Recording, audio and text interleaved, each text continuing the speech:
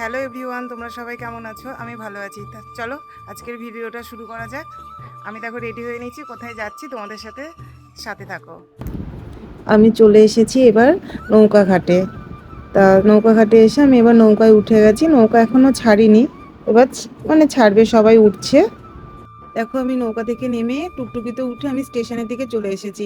আমি টুকটুকিতে যখন উঠেছি তখন আমি না ভিডিও করতে পারিনি, ভীষণ ট্রেনের টাইম হয়ে যাচ্ছিল, ওই জন্য আর কি।